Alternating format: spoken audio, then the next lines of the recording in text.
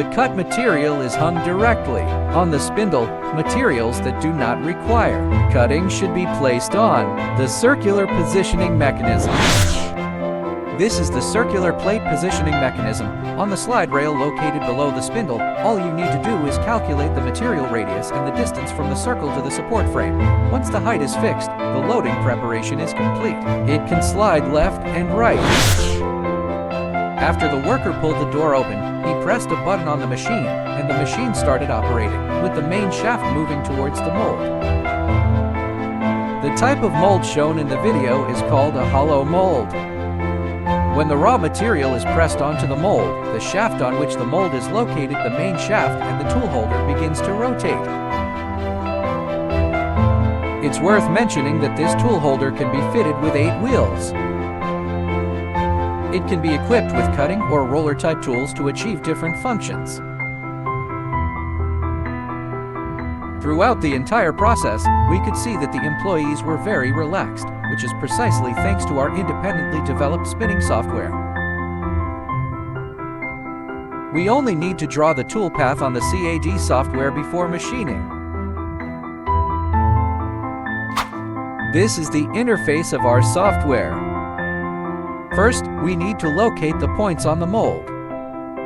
Then consider the tensile properties of the material, determine the starting and ending tool positions, and then determine the drawing values based on the actual values on the drawing, designing the tool travel values. Finally, we input the displacement into the code generation software, automatically generate the code, and then adjust the code based on the previously measured coordinates. Then everything is finished, and we simply wait for the machining to complete.